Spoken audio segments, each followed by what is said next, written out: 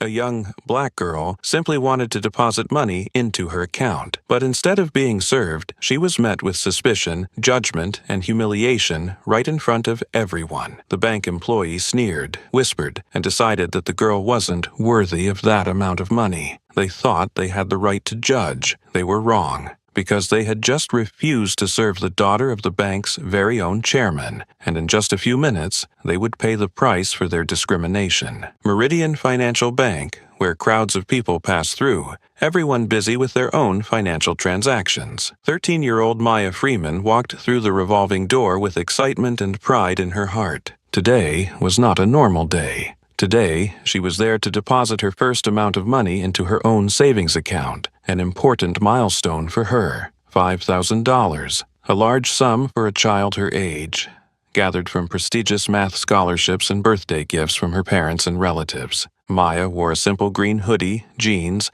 and her favorite sneakers, her hair neatly braided into 2 small braids. No designer bags, no sparkling jewelry, no signs of wealth.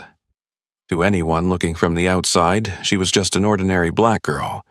No one could guess that her father was Frederick Freeman, the chairman of Meridian Financial Bank. Maya didn't want things to be easy just because of who she was. She wanted to experience the process of depositing money into her account, managing personal finances, just like anyone else. Above all, she wanted to make her father proud. The man who had always taught her that independence and financial responsibility were the most important foundations for success. Stepping into the grand lobby of the bank, Maya looked up at the high ceiling where crystal chandeliers sparkled, reflecting light. The polished marble floors mirrored the footsteps of customers. The bank employees in neat suits walked back and forth, holding documents or greeting luxury clients with professional smiles. No one noticed the 13-year-old girl standing in line with a thick envelope in hand. Maya wasn't bothered by this. She was focused on her task, depositing her savings, the first step toward becoming financially independent, just like her father had taught her. She smiled as she imagined the future. One day, she would use this money to invest in a startup idea, or maybe take a study trip abroad. The possibilities seemed endless, but Maya didn't know that this visit would change everything, not just for her, but for her father's entire bank. As Maya stood in line, her hand gently holding the envelope with the money, she observed the customers around her as the crowd slowly moved up to the counter. At first, she was just trying to kill time while waiting for her turn, but it didn't take long for her to realize something was off. The bank wasn't too crowded at this moment, but the way the employees served each customer was distinctly different. A middle-aged, white businessman in an expensive suit walked in and was immediately greeted by an employee. "Good afternoon, sir. Please come into the VIP room. We will assist you right away," the employee said respectfully, bowing slightly, and led him past the long line into a luxurious private room. No one in line protested. It seemed like this was a familiar routine. A few minutes later, an elderly Asian couple approached the counter. No one greeted them, no warm words like the businessman received. The teller simply pointed silently toward the waiting area, expressionless, as if they were a burden to be pushed out of the way as quickly as possible. The couple exchanged a brief, puzzled glance but said nothing, quietly heading to the seating area, waiting in silence. Next, a Spanish man in work clothes approached the counter holding a simple check. He wasn't asking for a large loan, nor was he conducting a complex transaction.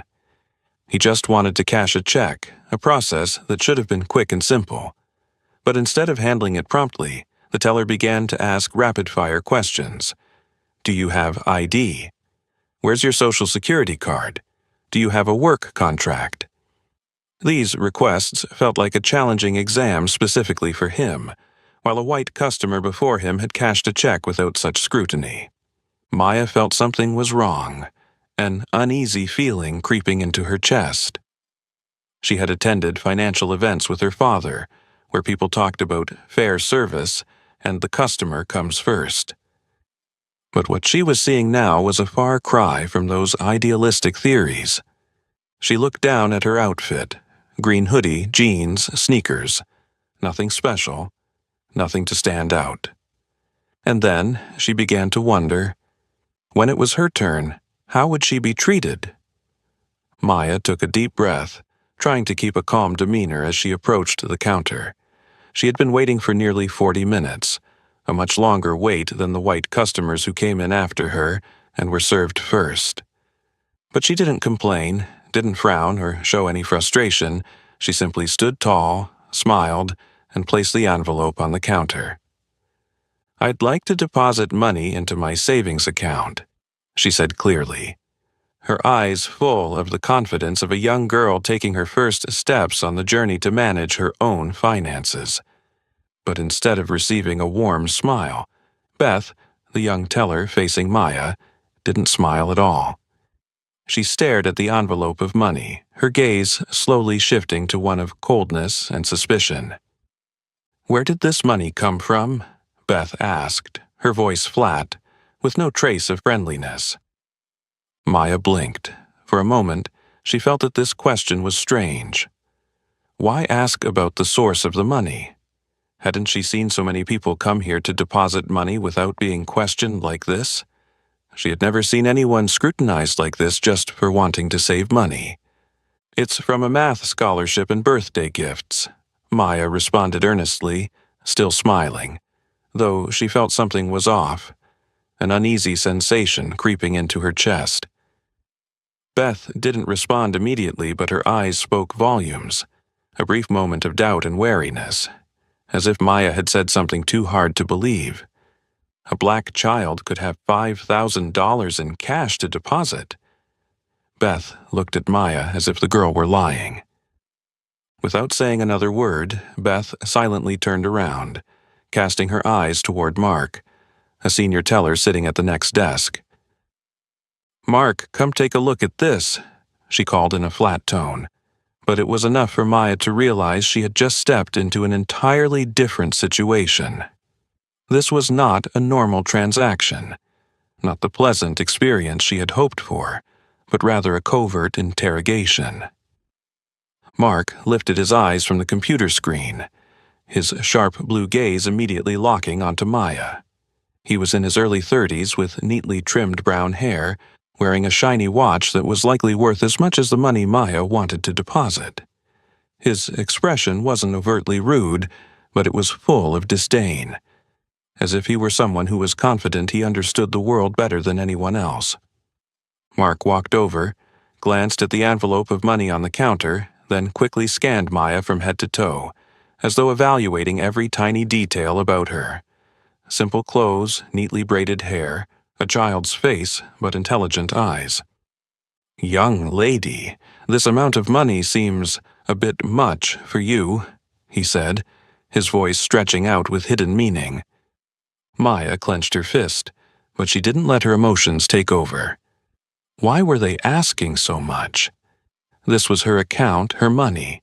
Why was she being treated as if she had done something wrong? "I told you, it's scholarship money and birthday gifts," she repeated, this time with a more certain tone. Mark let out a light scoff, turned to Beth, and exchanged a look full of unspoken understanding. No one said anything, but Maya could feel they were assuming she was lying. Where would this little girl get $5,000 from? Maybe someone asked her to deposit it for them, Mark muttered quietly, but loud enough for Maya to hear. Her heart tightened in her chest. She had expected an exciting experience when she entered the bank, but instead she was being judged, suspected, treated like a criminal, all because of the color of her skin. And what happened next only made the situation worse. Maya tried to remain calm, but the frustration surged within her like waves crashing on the shore. She had been waiting for nearly 40 minutes, watching how other customers were served easily, quickly, and without interrogation. But now, when it was her turn, she was met with suspicious glances, questioned about the source of her own money, and treated like a suspect. Beth kept staring at her, her gaze colder than professional. When Maya explained that the money came from scholarships and birthday gifts, Beth's response was not a sympathetic smile or a nod of acceptance. It was a furrowed brow and a pointed look toward Mark. Mark, who had been standing nearby, stepped closer, sizing Maya up with a smug smile. He crossed his arms, tilted his head as if analyzing an incredibly difficult problem with no solution. Where did this girl get $5,000? Maybe someone asked her to deposit it for them, Mark said softly, but loud enough for Maya to hear clearly. His voice held no seriousness, only a sneer, as if the idea that a black girl could have such an amount of money was too ridiculous to believe. Maya felt a fiery heat rise in her chest. She had never been doubted in this way. At school, she was always an excellent student, with outstanding achievements in math, and the scholarship she received was no surprise to anyone who knew her. But Mark didn't know who she was, and he didn't care. Maya steadied her voice, trying not to let the insult she had just received weaken her resolve. "This is my money. I have an account here." She said it slowly, emphasizing each word as if to remind the people in front of her that she wasn't some stranger trying to make an unreasonable demand. But it was Mark's reaction that truly shocked her. He glanced quickly at Maya once more, then leaned in close to Beth, whispering something. Although he tried to keep it quiet, Maya still heard every word clearly. "It might be dirty money. Look at her. Someone's probably pulling the strings behind her." The words hit Maya like a slap to the face. She felt a surge of anger, not just because they doubted her, but because they didn't even bother to hide it. The words weren't just a careless assumption, but an open insult, a deep and dangerous prejudice about people like her. Maya clenched her hands, her nails digging into her palms, but she didn't let herself react immediately. She couldn't give them a reason to throw her out of here. She couldn't let them control her emotions. Taking a deep breath, she tried to keep her voice as calm as possible, even though her heart was raging like a storm inside. "I've already said it. This is my money," she repeated, this time emphasizing each word, her eyes fixed on Mark's face. But instead of hesitation or embarrassment, Mark seemed amused. He smirked, as if he had been waiting for this reaction from her. "Well then, there's no problem if we check your account, right?" This time, his voice no longer hid the disdain. Maya felt a chill run down her spine. She couldn't believe things had gone this far. They didn't want to help her. They didn't want to process the transaction. They wanted to find a reason to refuse her. She had heard about stories like this before. Black people being denied services at banks simply because of prejudice, being treated as suspicious just because of their appearance or background. But Maya never thought she'd have to experience it herself in her father's very own bank. A bank that prided itself on serving all customers fairly. A bank with a slogan about transparency and responsibility. But right now, Maya didn't feel treated fairly, transparently, or responsibly. Beth tapped on the keyboard, her eyes scanning the computer screen, but deliberately looking at Maya with a probing gaze. "Do you have any documentation to prove it?" The question struck Maya like a knife to her pride. Documentation? Maya knew this wasn't the standard procedure. The customers before her hadn't been asked for any documents, hadn't been asked to present IDs or any other paperwork. But she was being put in a completely different situation just because she was a black girl. She looked directly at Beth, not blinking. "I have an account here. I've already provided the information." Her voice was unwavering, but instead of continuing with the transaction, Beth quickly glanced at Mark, then nodded slightly, as if they had silently agreed on something. Maya's stomach tightened. What were they doing? She knew they were stalling, trying to make things difficult for her, to make her feel unwelcome. Mark sneered, turning to Beth, his voice dripping with self-satisfaction. "We need to verify her account. Maybe we have a money laundering case here." This time, he wasn't whispering. He said it loud enough for everyone around to hear. Maya suddenly felt the eyes of other customers on her. Some people looked at her with curiosity, others with hesitation, while a middle-aged woman stared at her with a look full of doubt. Maya felt like she was nailed to the spot, scrutinized as if she had done something wrong. But she knew she hadn't. The problem wasn't with her. The problem was with them, and she wasn't going to let them make her afraid. The atmosphere in the bank grew tense, as if an invisible fog had settled over the entire space. The customers around them paused, some deliberately turning away, pretending not to notice what was happening. But there were also some glances of concern, as if they too sensed that something was wrong in the way the girl was being treated. Beth and Mark, who until now had tried to maintain control of the situation, exchanged looks and signaled another employee. Within seconds, a woman with an air of authority appeared from the management office and slowly made her way to the counter. She wasn't in a rush, nor did she seem like she was dealing with a customer in need of assistance. On the contrary, her deliberate, slow steps felt purposeful, as if she were a judge walking to the courtroom to pronounce a sentence on a criminal who had already been judged before the trial even began. Jessica Keller, branch manager of Meridian Financial. She was a middle-aged woman in her early 40s with neatly styled blonde hair and impeccable attire. Each step she took radiated confidence, the kind of confidence that comes from never having to humble herself before anyone. She had worked at this bank for more than 15 years, rising to the position of manager thanks to impressive numbers in reports and her ability to maintain order in her branch. But the order she maintained was not for all customers.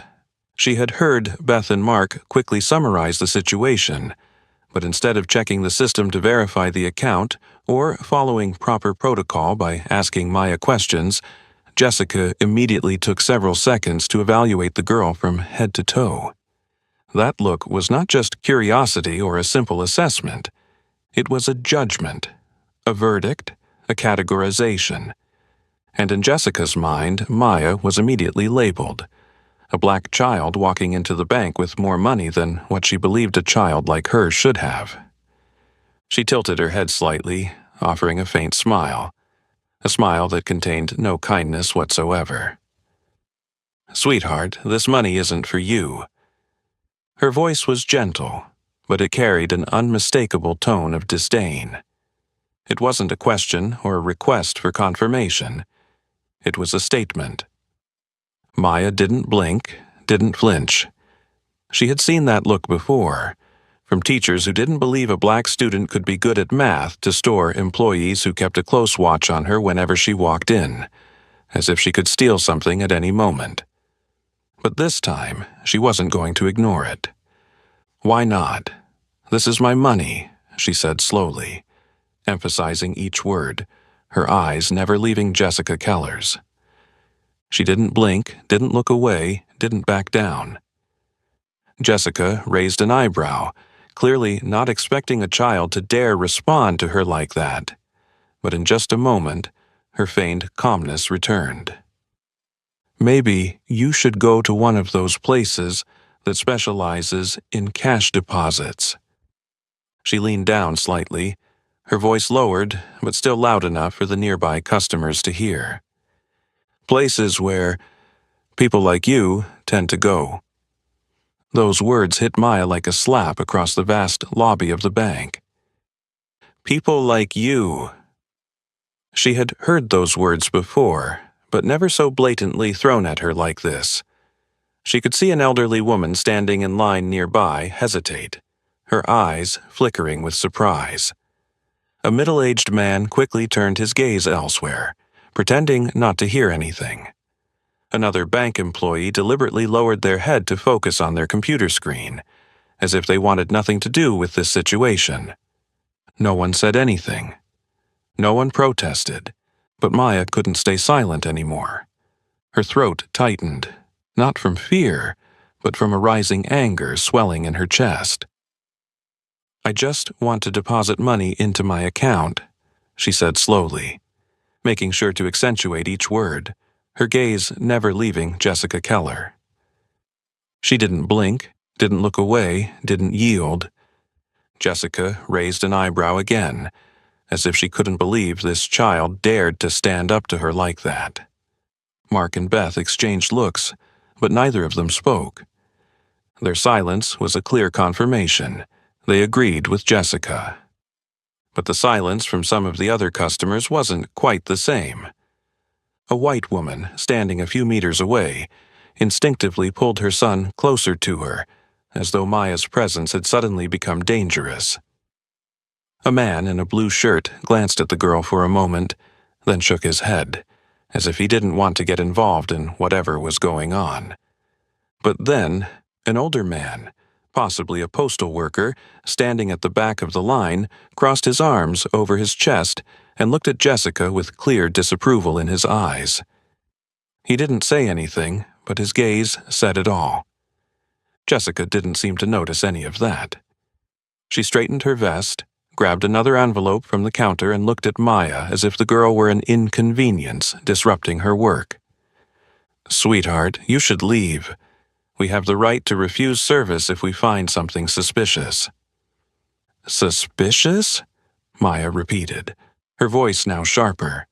"What am I doing that's suspicious? Why am I being treated differently from the others?" Jessica sneered, but this time she didn't hide her contempt.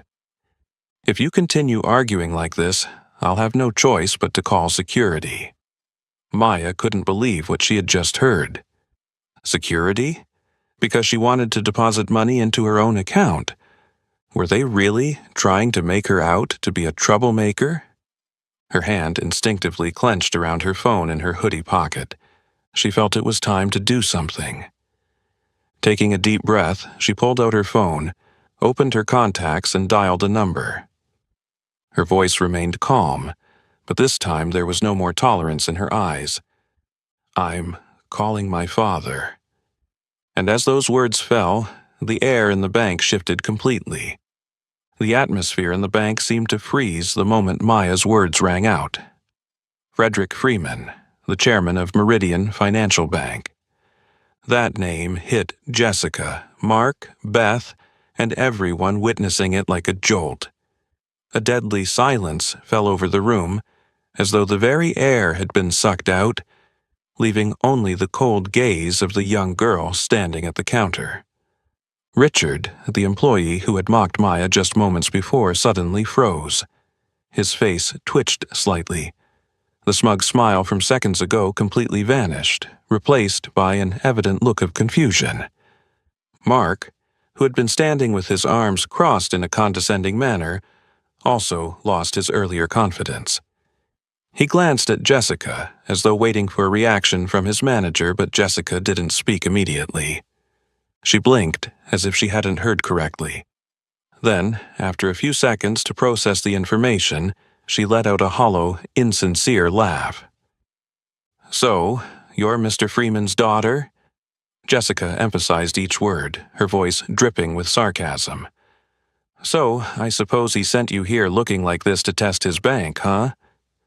She crossed her arms over her chest, looking down at Maya as if still unable to believe what the girl had just said. To her, this was too absurd. An ordinary black child, dressed simply, walking into the bank with $5,000 in cash, suspected of fraud. Yet she turned out to be the daughter of the bank's chairman. "If you really are his daughter, then prove it." Jessica tilted her head, her tone icy yet provoking.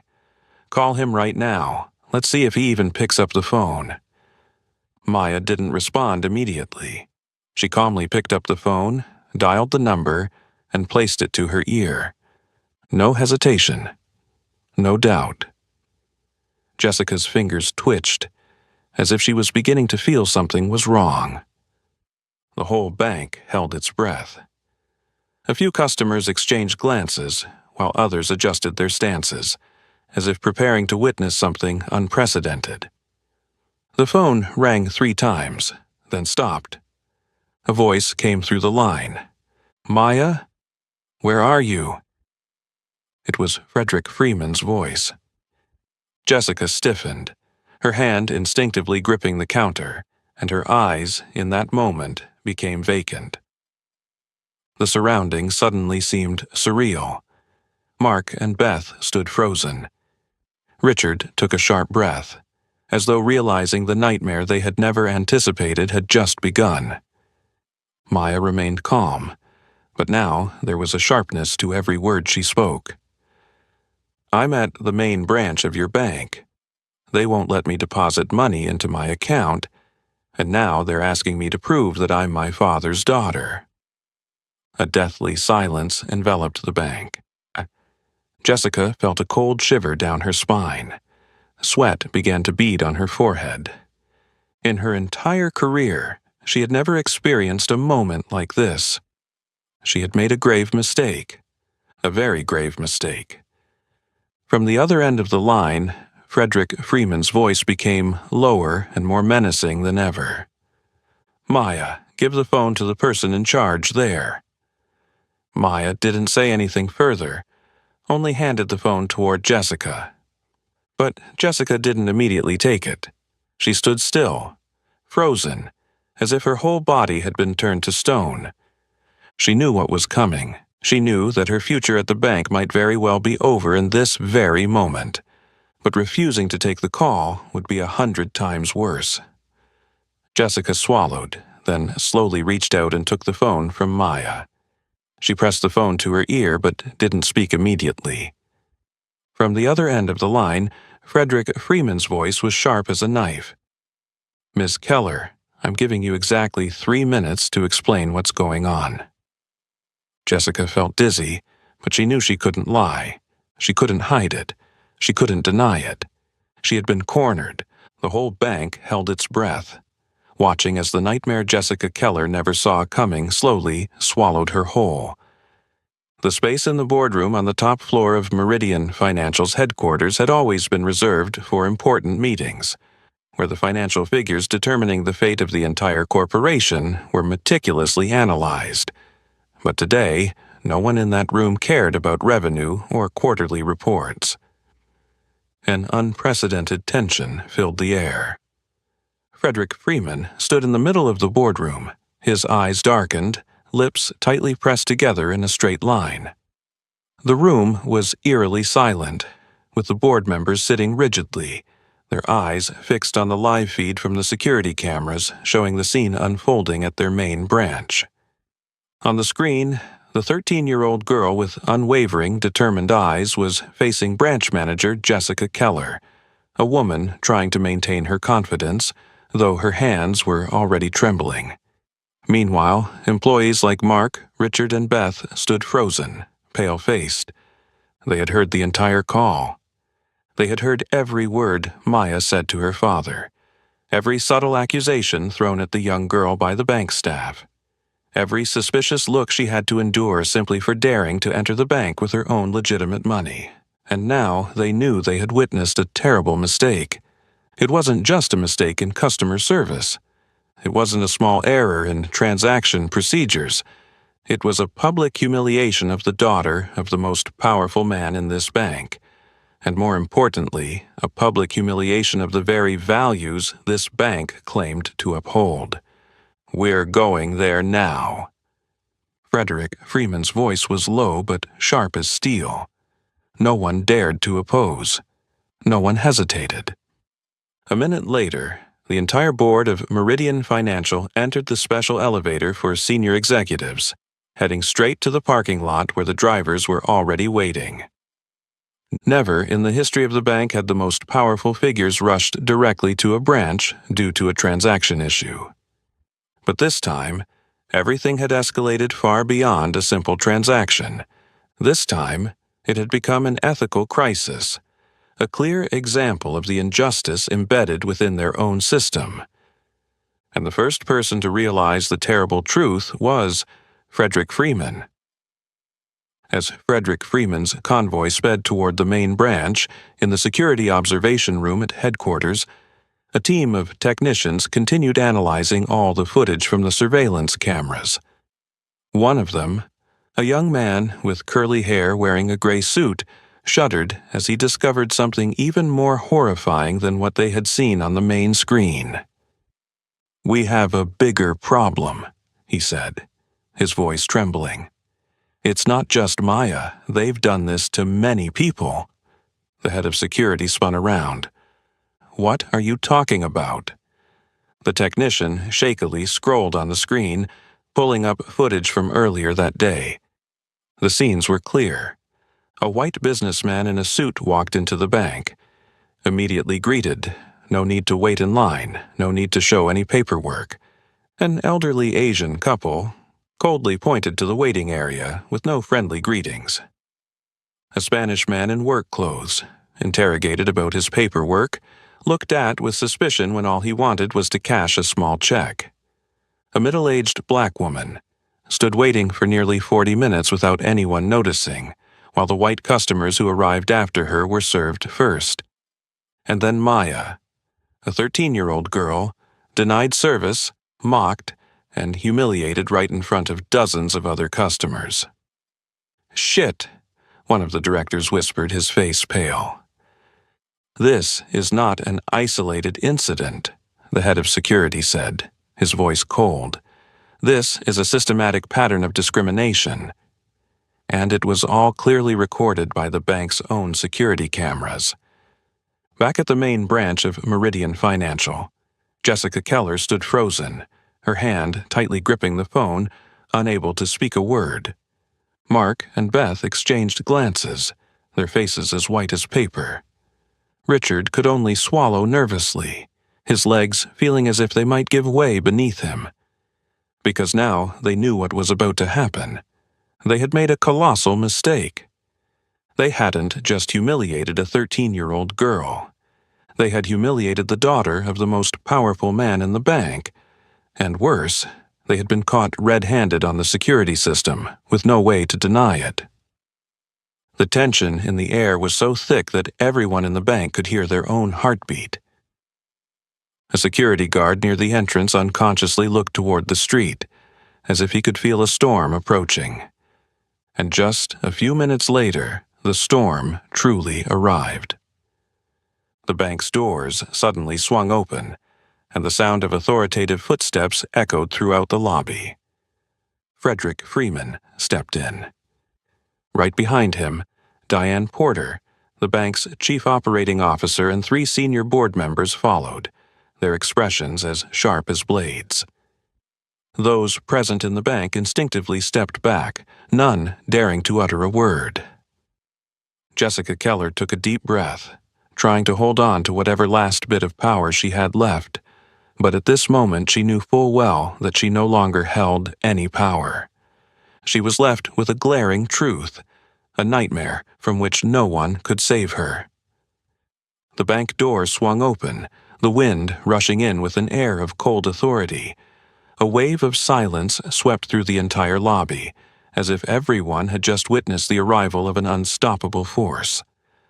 Frederick Freeman stepped in first, tall and steady in his stride. His eyes were full of fury, unable to hide the boiling anger within him.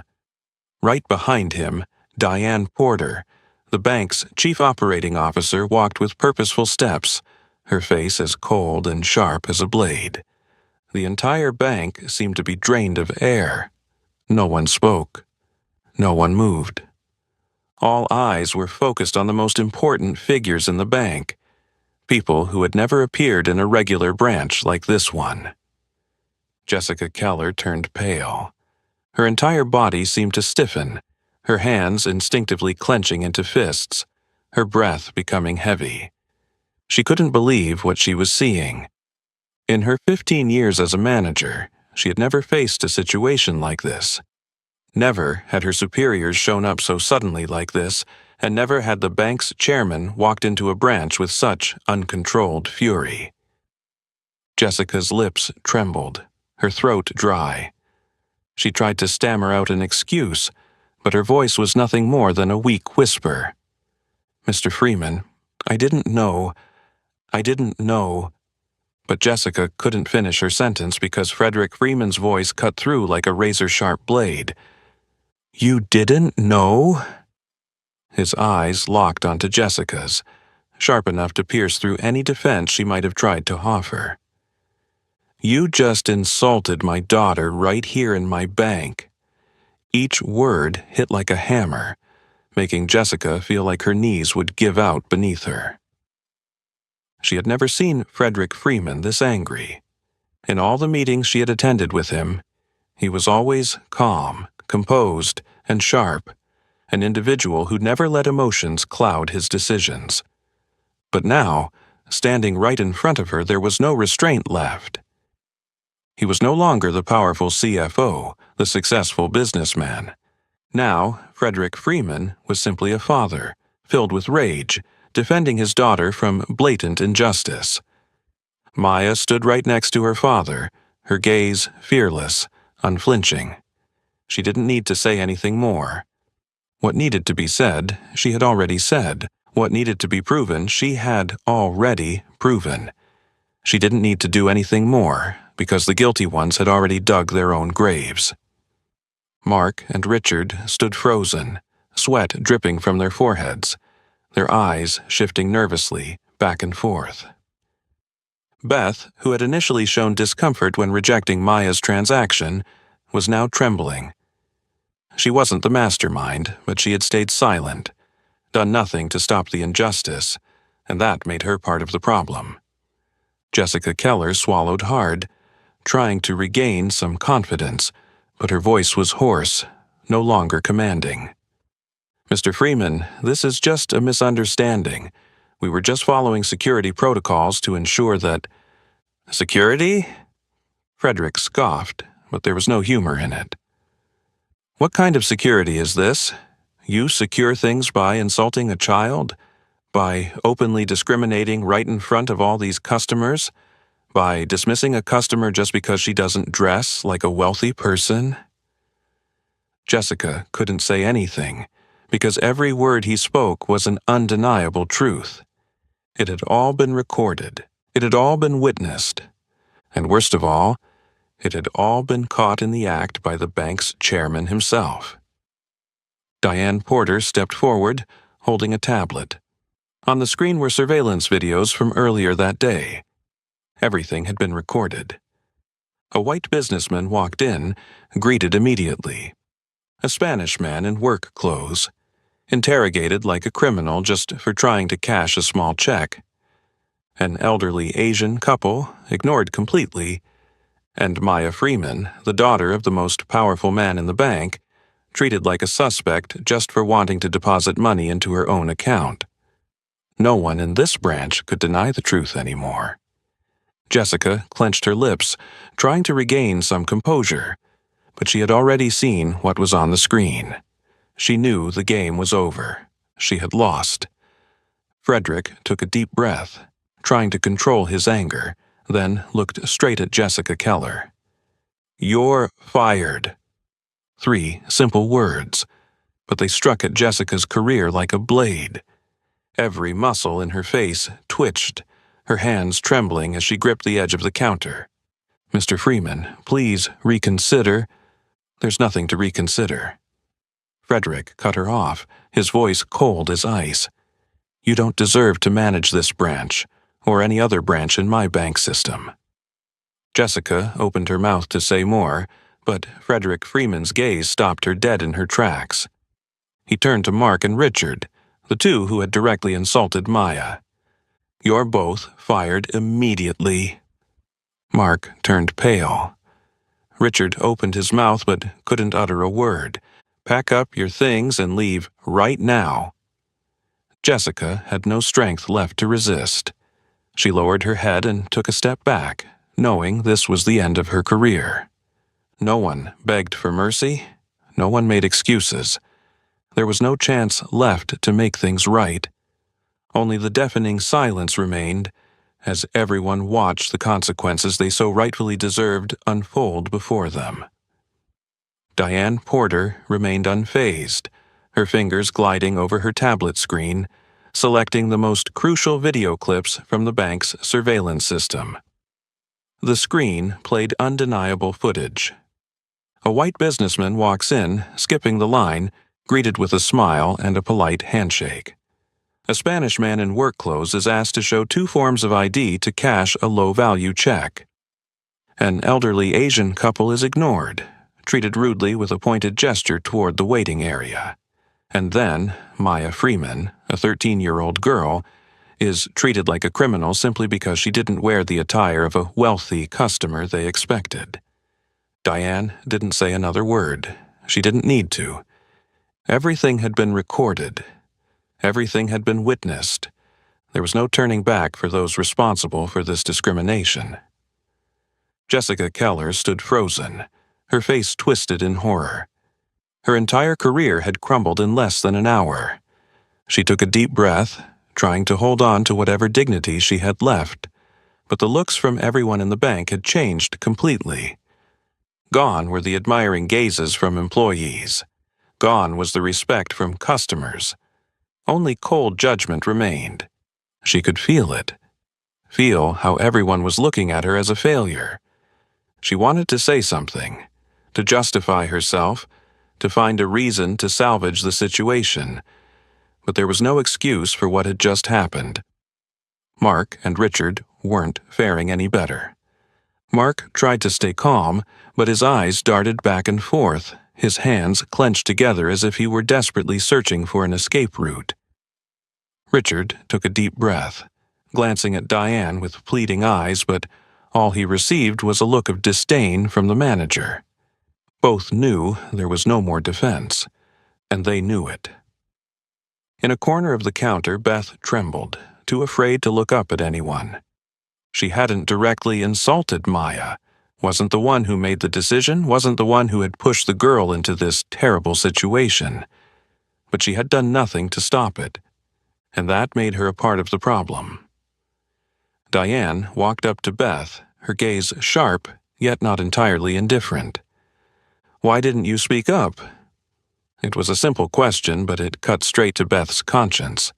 She swallowed hard, feeling her heart tighten, trying to come up with a reasonable answer. But there was nothing that could justify her silence.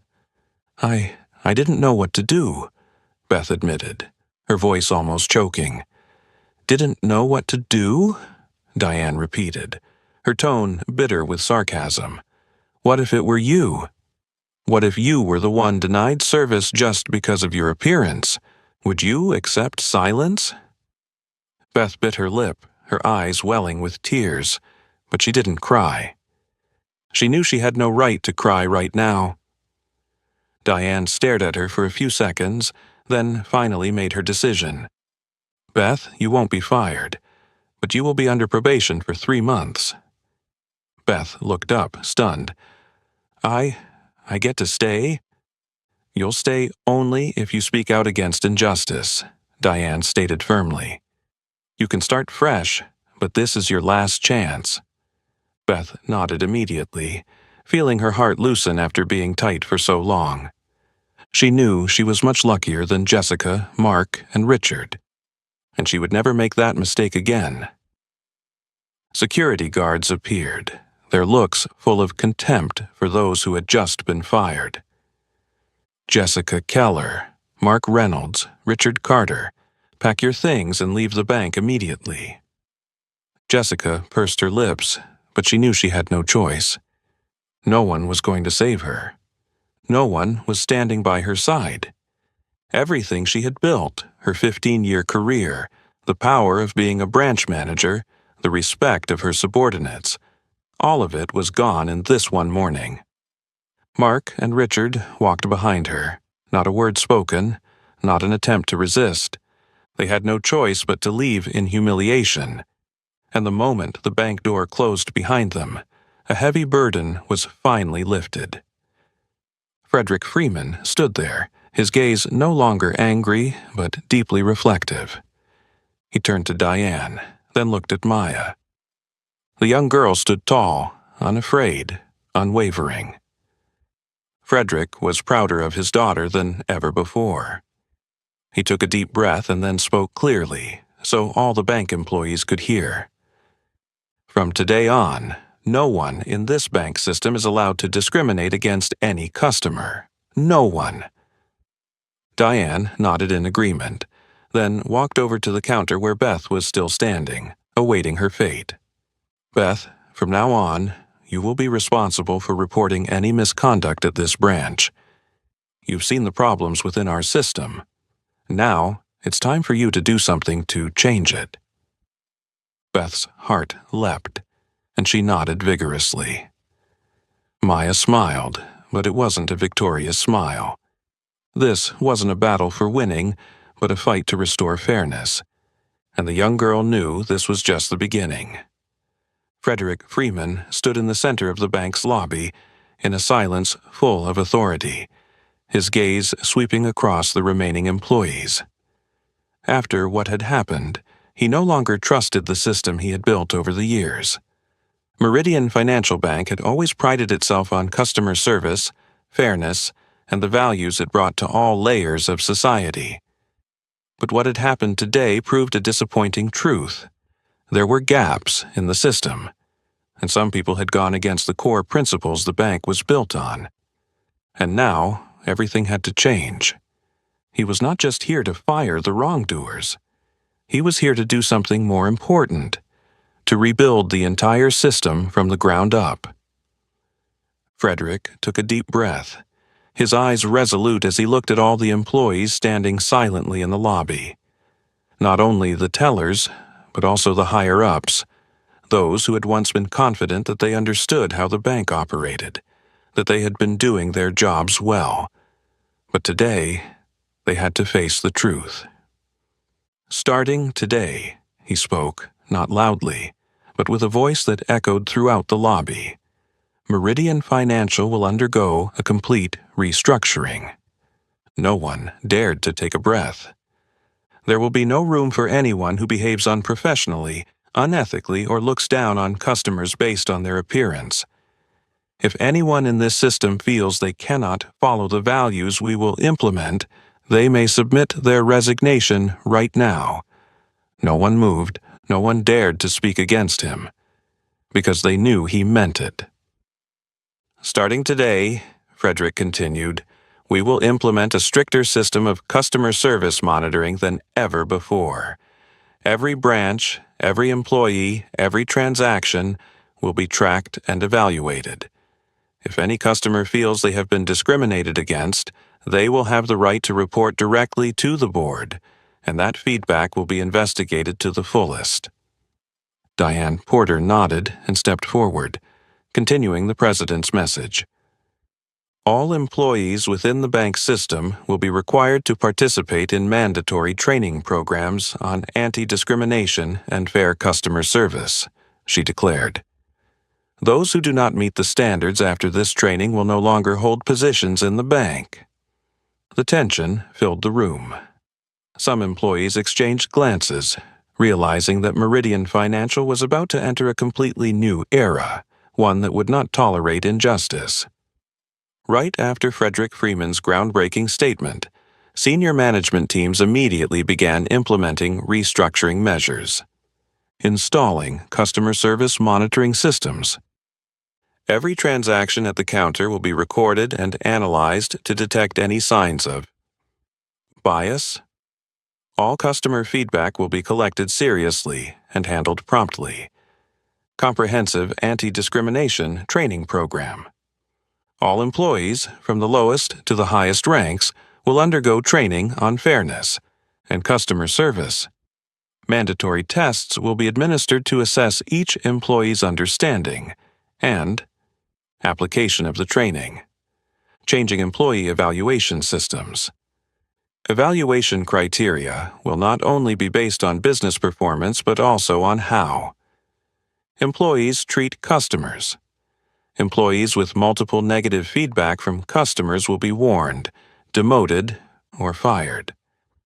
Establishing a financial fairness oversight department. A dedicated team will inspect all branches to ensure that every transaction is carried out transparently without discrimination. Data on service denial rates based on demographics will be closely monitored to detect and address any signs of injustice immediately.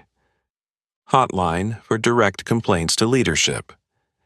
Every customer will be able to contact a special hotline where executives will personally receive complaints about injustice and discrimination. No more cover-ups, no more hiding behind the system. Beth stood quietly, feeling both anxious and relieved. She knew she had been given a second chance, and she would never make the same mistake again. Other employees who weren't fired couldn't hide their shock. They had witnessed the wrongdoers being punished right before their eyes. They understood that Meridian Financial would no longer operate the way it had before. Everything had changed. Maya stood next to her father, her eyes showing no arrogance or smugness. She didn't need a personal victory. She only needed real change. Frederick looked at his daughter, then placed his hand on her shoulder. "You did very well, Maya." She looked up at her father and smiled. She didn't need to say anything else because she knew what she had just done didn't just change her life. It changed an entire system. A system that had once been unjust to people like her. A system that now had to change forever. The tense atmosphere at Meridian Financial Bank gradually settled after Frederick Freeman's swift overhaul. But the aftershocks of the event did not stop within the bank's walls. It spread far beyond. When Maya Freeman left the bank that day, she had no idea that within just a few days, her name would appear in news headlines, on the front pages of newspapers, and in heated debates on social media. She had only wanted a fair transaction, but now she had become a symbol of the most significant financial reform in the history of this bank. At first, what happened inside the bank was only circulating internally. But within a day, the news began to leak out. The customers present at the bank that day had witnessed everything, and some had recorded the entire incident. A video showing Jessica Keller, Mark, and Richard being fired on the spot, along with Frederick Freeman's powerful voice announcing a comprehensive overhaul, quickly appeared online. Shocking headlines started to appear on major news outlets. Bank chairman's daughter denied transaction just because of her appearance. Meridian Financial fires managers for discrimination. 13-year-old girl exposes injustice in the financial industry. A wave of articles analyzing the incident appeared, focusing not only on Maya, but also delving into larger issues of discrimination within the banking industry. Interviews with customers who had experienced unfair treatment flooded media platforms. Stories that had been buried were brought to light. And Maya Freeman became a symbol of change. What happened at Meridian Financial didn't just affect the bank internally. It created a ripple effect, forcing the entire banking industry to reassess the way they operated. Meridian Financial had no choice but to become a pioneer in reform. If they didn't, the scandal would forever stain their reputation. So, Frederick Freeman and Diane Porter quickly implemented more sweeping changes than ever before. Fair customer rating system. Every transaction would be recorded and analyzed to detect any signs of bias. An AI system would monitor loan decisions, account openings, and transaction processing to ensure no discrimination based on race, gender, or social status. Employee training reforms. All employees would be required to attend training sessions on anti-discrimination and fair customer service. Those who failed to meet standards after evaluations would be removed from the system. Direct customer feedback system. A hotline and anonymous feedback box would be set up so customers could report any perceived unfair treatment immediately. Clear reward, punishment system. Employees who engaged in discriminatory behavior would be punished immediately. Employees who excelled in customer service would be rewarded. These changes not only shook the financial industry, but also received strong reactions from the public. Those who had once been victims of injustice in the banking sector voiced their strong support. They shared their stories, creating a wave of calls for transparency and fairness in financial institutions. But there were also opposing voices. Some other bank managers spoke out against the immediate firing of employees who violated the rules, fearing it could set a dangerous precedent. Some shareholders were concerned that such drastic reforms could impact short-term profits. But Frederick Freeman didn't back down. "My bank is not built on discrimination," he declared in a press conference. "If anyone thinks profits are more important than honor and fairness, they can withdraw their shares right now." That statement spread like wildfire, becoming one of the most powerful declarations by a CEO in the financial industry. Although Maya had never wanted to be the center of media attention, her story had become a symbol. Nonprofits focusing on financial equality began inviting her to participate in customer rights events. Many schools incorporated her story into their social justice curriculum. Some teachers even used Maya's lesson to help students understand injustice and how to stand up against it. But for Maya, none of that mattered as much as the fact that she had sparked real change. One morning, when she returned to the bank branch with her father to check on the progress of the reforms, she witnessed an elderly black man walk up to the counter. A young employee, not Beth, not Mark, not Richard, but a completely new face, smiled warmly at him and asked, "Good afternoon, sir. How can I assist you today?" No hesitation, no skeptical look, only professional and fair service, exactly how the bank should have operated from the beginning. Maya looked at her father and smiled softly. She didn't need fame nor attention from the media. She just needed to see real change, and today she saw it begin. That morning, the headquarters of Meridian Financial was more bustling than ever. The camera lights flashed, reporters jostled to find the best positions, and executives stood waiting, their tension palpable. Today was going to be a historic day. In the center of the large auditorium, a formal podium had been set up, with a large sign behind it reading a simple yet powerful statement. "All customers deserve to be treated with respect and served fairly." This statement was no longer just an empty slogan. It had become an unbreakable commitment, deeply embedded in the DNA of the entire banking system. Frederick Freeman and Maya walked up to the stage. He was no longer just a bank chairman. He was a father, a leader, and a true agent of change. Maya, standing tall, stood beside him. She was no longer just a child who had been denied service. Now, she was a symbol of reform, the one who forced a giant financial system to take a long, hard look at itself. Frederick stepped up to the podium, his gaze resolute. He didn't need a long speech. He wasn't there to placate public opinion. He was there to announce real change. "A month ago," he began, his voice resonating through the room, "my 13-year-old daughter was denied service by my own bank, simply because she didn't have the appearance that some of the employees thought was worthy of the money she was depositing." A deadly silence enveloped the room. The executives froze. Reporters listened intently, some recording, knowing that what they were about to hear would shake the entire financial industry. Frederick continued, his voice growing stronger. "What happened to Maya is not an isolated incident. It is a sign of a deeper issue, an issue that the entire banking industry has intentionally ignored for years.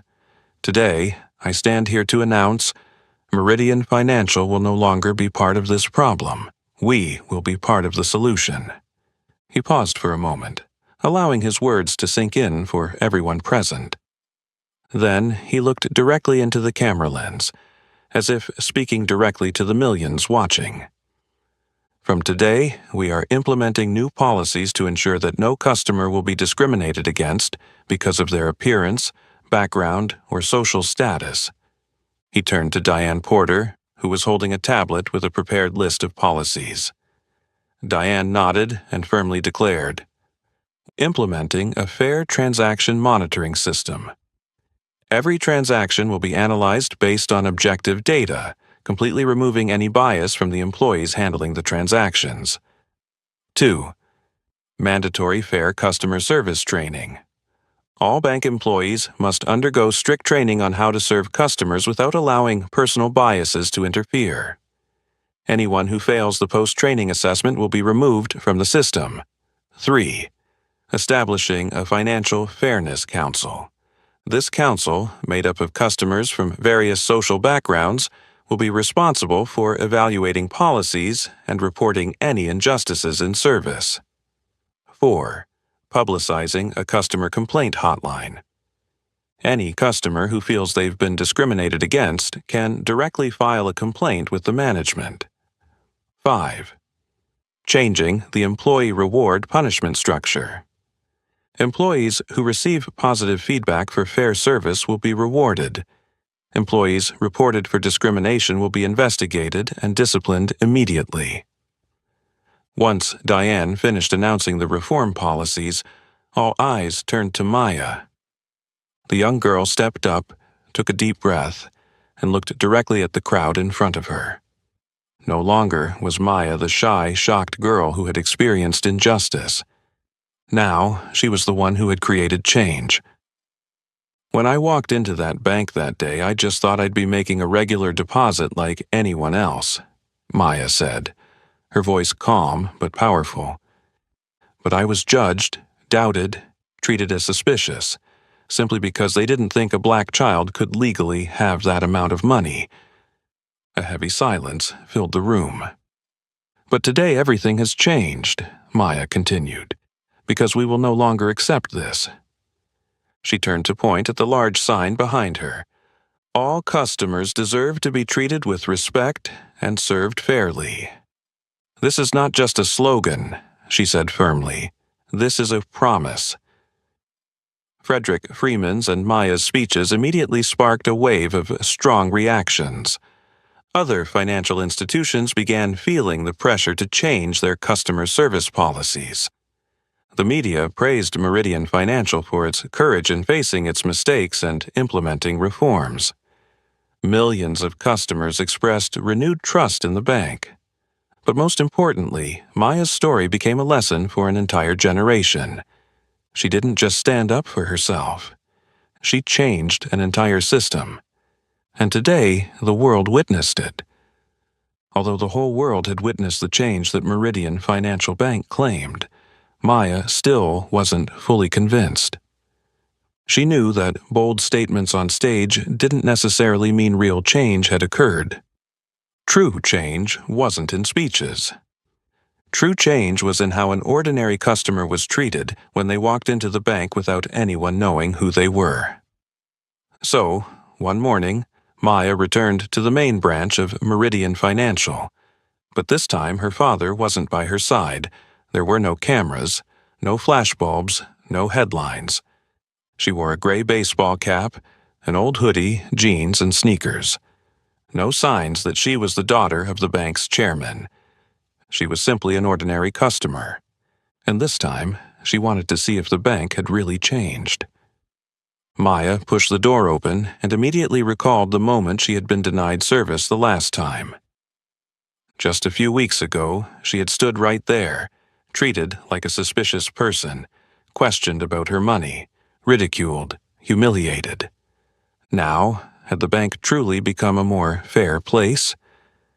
She slowly walked toward the counter, maintaining a calm demeanor, but carefully observing everything around her. At the reception desk, a new employee greeted customers with a professional smile. No more indifference or discrimination like last time. A Spanish man in work uniform entered, and this time he was warmly welcomed, not bombarded with unnecessary questions like before. Maya squinted. This was a good sign, but she needed to see more. Maya approached the counter and realized that Beth was still working there. Beth hadn't been fired, but she was now under strict supervision after the earlier incident. Had she really changed? Beth looked up and caught Maya's gaze.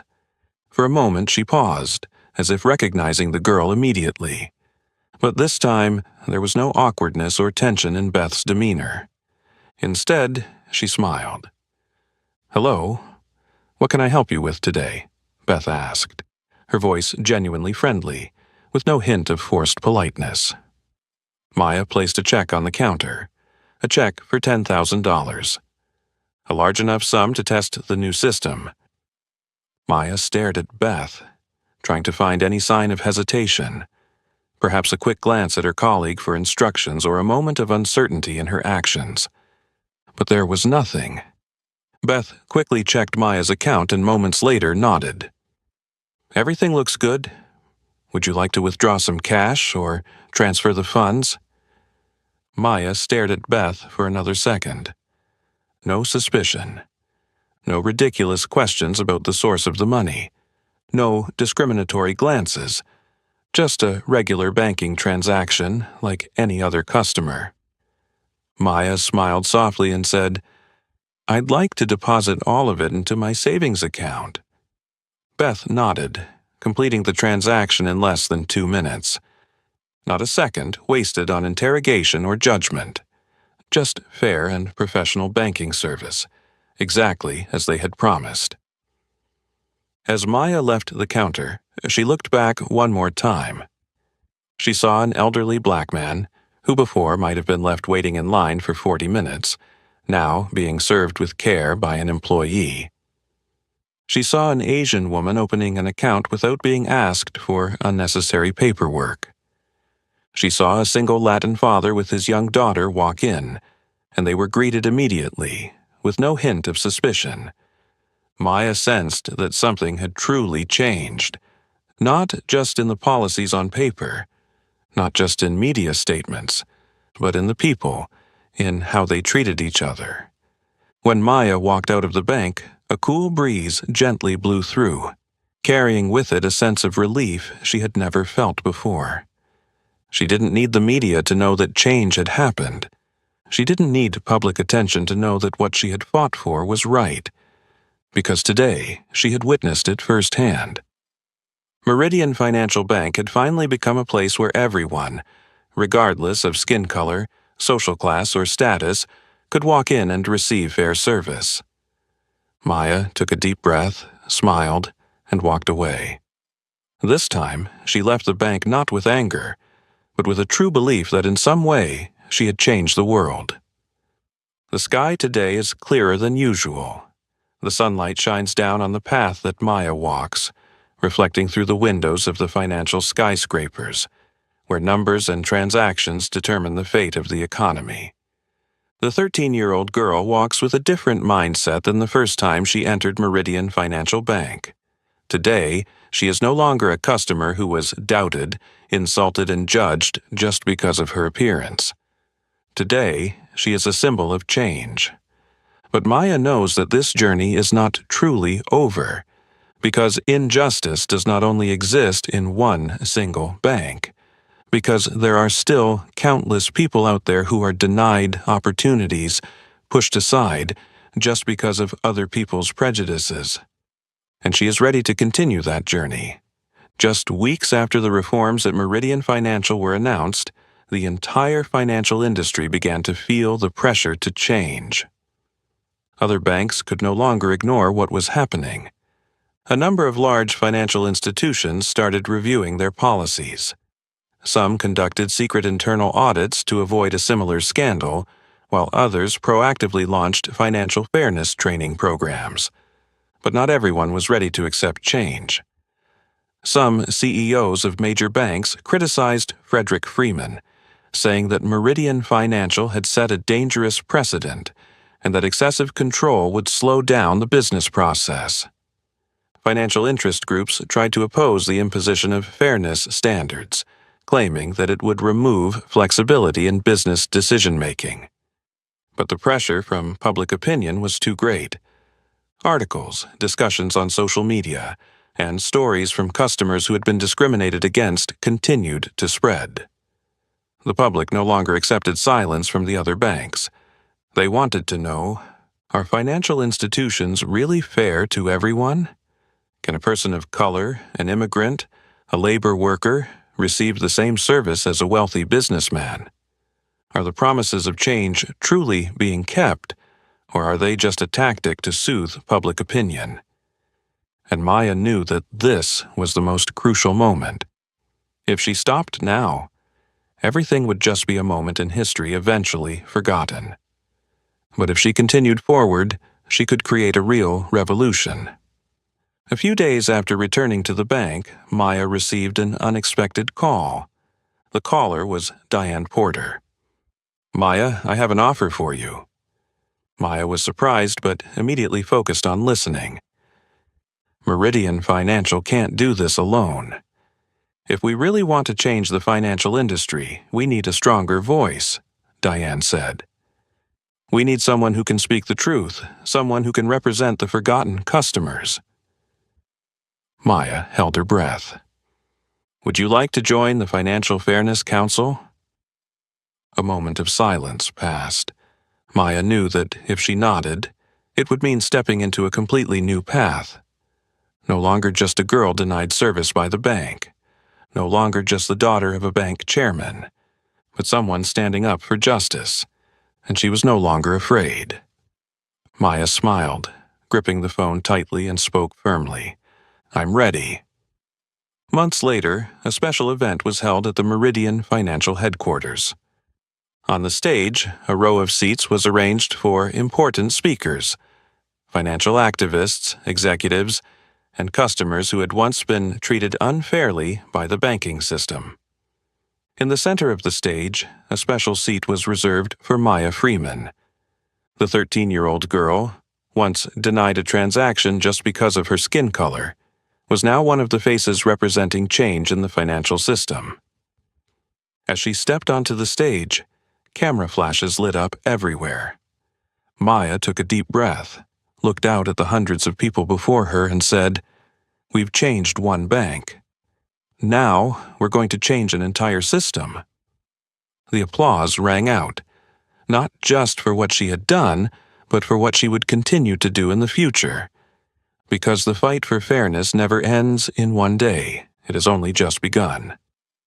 Maya Freeman's story is not just about a 13-year-old girl being denied service by a bank.